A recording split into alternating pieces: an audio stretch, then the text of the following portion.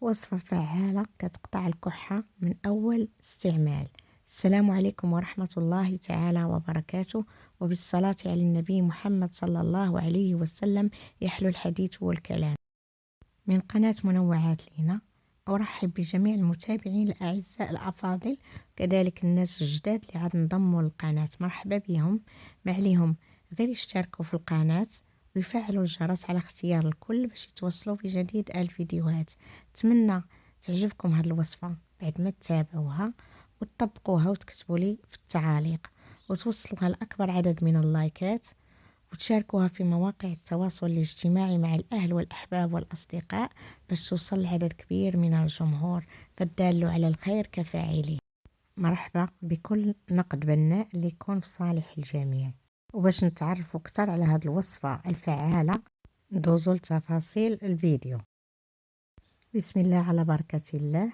المكونين الأساسيين ديال هذه الوصفة الفعالة هما تفاحة خضراء نقية، وقطعة صغيرة من الليمون الحامض، وأعواد قرفة، وأعواد المسمار أو القرنفل. والقرنفل اختياري، وهذه راه تاني وصفة كنشاركها معاكم من بعد الوصفة اللي قبل في الفيديو اللي سبق.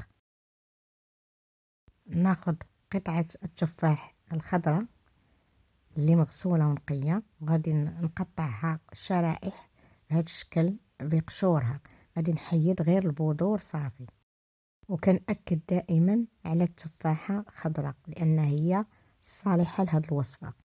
نقطع التفاحة كلها أو كاملة كما شفتوا، وغادي ناخد قطعة الحامض أو الليمونة الحامضة وحتى هي نقطعها شرائح، ما غاديش ناخدها كاملة، خديتها غير صغيرة.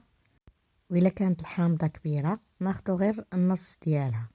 غادي نقطع 4 شرائح أو 4 دوائر، نحيد منهم البذور إلا كانوا، لأن البذور كيعطيو المرارة.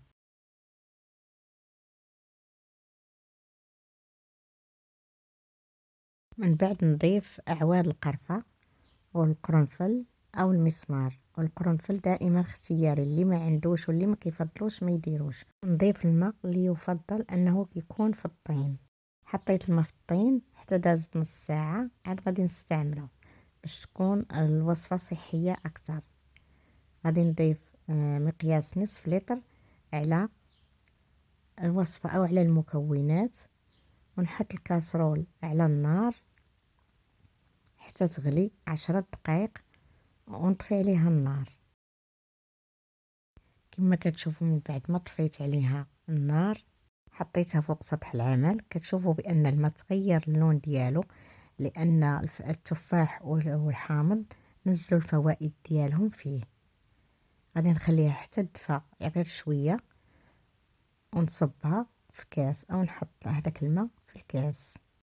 نصب او نكب الماء من بعد ما دفى في الكاس، كناخد غير الماء لان كاع الفوائد ديال المكونات نزلات فيه. كان عندي هذا الكاس وبقى في الكاسرول حساب ملعقتين. هاد الوصفه كتحضر وكتخاد في ساعتها، ما كنخزنوهاش وما كنحتفظوش بها. الزائد او الفائض ما كنحتفظوش به وما كنخزنوش، كناخذوه حتى هو.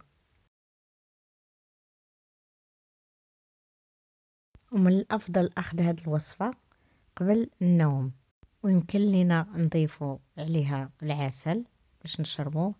انا شخصيا ما ضفتش العسل والله شاهد عليه. استعملت هذه الوصفه والوصفه اللي قبل في الفيديو اللي داز من قبل هذا، وهما اللي كانوا شفائي من الكحة الحمد لله. نتمنى تطبقوا طريقتي في تحضير هذه الوصفة ضد الكحة. كتبوا لي في التعاليق كيف كانت تجربتكم مع الكحة بهذه الوصفة الفعالة، ومرحبا بنصائحكم وتوجيهاتكم اللي كنعتبرها دعم ليا. ما تنسونيش من لايك لهذه الوصفة، توصلوها لأكبر عدد من اللايكات، وتشاركوها في مواقع التواصل الاجتماعي باش يستافدوا منها الناس أكثر. أحبكم في الله، دمتم سالمين، وألقاكم في الفيديو المقبل بإذن الله عز وجل.